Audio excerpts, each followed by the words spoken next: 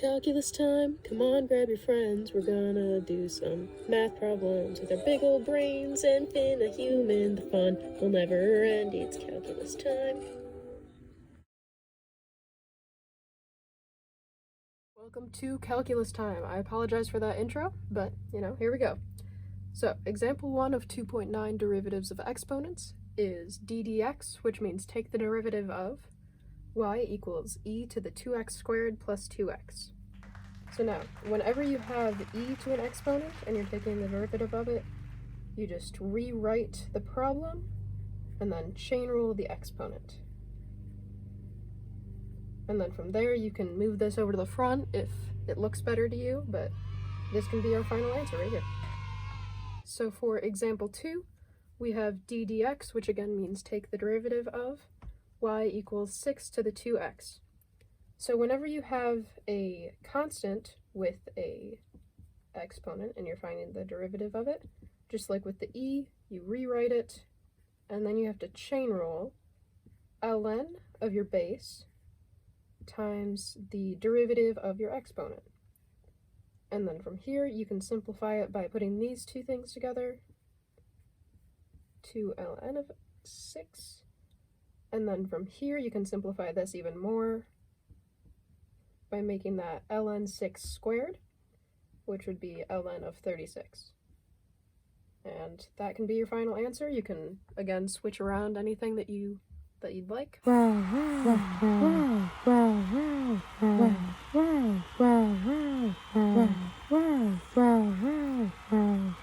So for this problem, we're going to find the equation of the tangent line of this function at this point.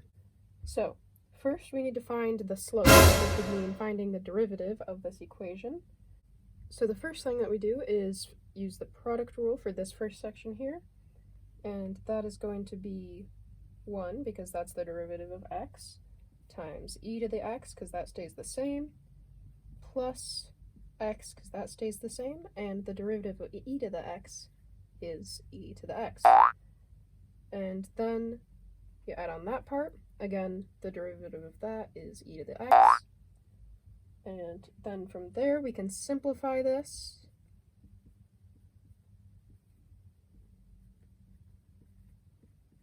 These two cancel each other out, and we are left with x e to the x. So then from there, we can plug in our x, which is 1, and that would be 1 times e to the 1. And e to the 1 is e, and times 1 would equal e. So our slope is e. Algebraic! So then from there, we just plug in our point. I'm going to use Taylor form, so we do y equals the y that we have here, plus the slope, which is e, and then x minus the x value. And this is your final answer. Okay, so in case you don't know how, or you forgot how to find the derivative with your calculator, this is how. So first you're going to go to the math button, scroll down to the 8th option, which is nderiv, hit enter, and then here you're going to enter x or whatever variable is, and then from there you're going to type in your problem. For example, I'm just going to do the problem that we just did, find the slope of that again, and then put in whatever your x value was. Ours was 1, and that'll find you the slope of your line, or the value of the derivative. Alright, so one more example problem. Find the second derivative, is what this form means, for y equals 2 sine of 4 to the x squared.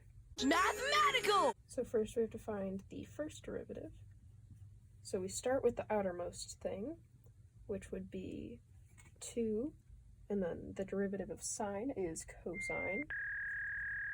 And then we just leave the stuff in the middle alone for now.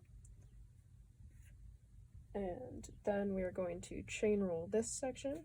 And since it is a base to an exponent, we have to just rewrite it and then multiply that by ln of the base times the derivative of the exponent. Alright, so the first thing that we're going to do is combine all of our constants, which would be this 2, this 2x, and this ln 4 here.